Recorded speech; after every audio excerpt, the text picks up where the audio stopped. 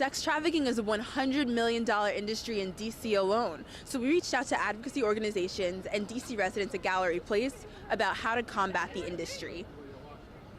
Well, I don't know a whole lot about it, but I do, hear it on TV and the news and everything when, a lot of the little young kids. And a matter of fact, it be a lot of little young kids be having their friends to be like, y'all, come on, let's go to my cousin's house or to my party. And then they get there, and then it's a whole different, atmosphere. Like they taking these little kids and just driving them off to different cities and states and just having them out there being a sex slave. And I mean, I think it's real sad that it ends up like this, and it's taking a whole lot of our young youth, and it's terrible. My name is Rachel Boyce, and I'm Director of Operations for Courtney's House. Courtney's House is an anti-sex trafficking nonprofit. We were founded in 2008 by Tina Front, who is herself a survivor of domestic minor sex trafficking. She was trafficked from the age of 9 to the age of 26 from Chicago, then in Cleveland, ultimately in DC.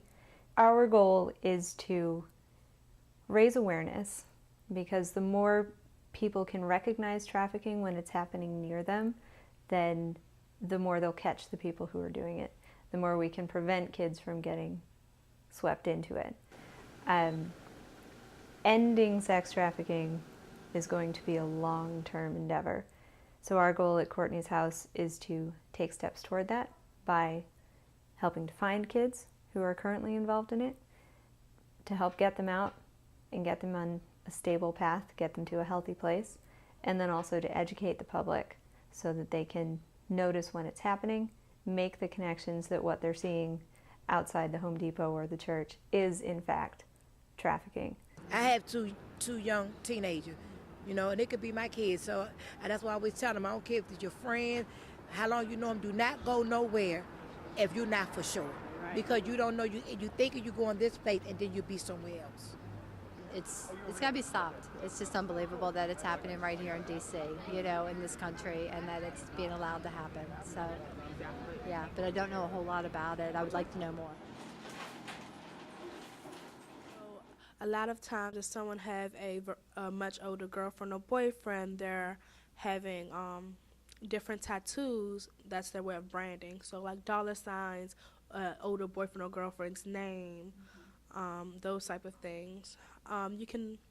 We also try to teach them to be very mindful of noticing new gifts, like new expensive gifts that this person probably wouldn't be able to afford. So these things can be warning signs, not necessarily, oh, this is happening, you're being trafficked, but just these are like a few things to look out for. Also, we have our jewelry economic empowerment program called Jewel Girls, which we have survivors. They will come in twice a week to make jewelry, and we host sales parties for them so they're able to create an income. So there are boys who are being trafficked as well as boys and men who are perpetrators.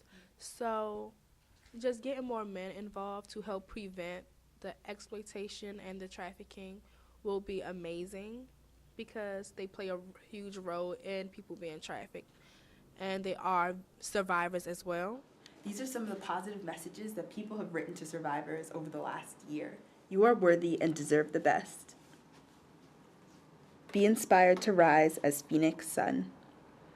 You are not alone. There is still hope in people who cares. Never give up on you.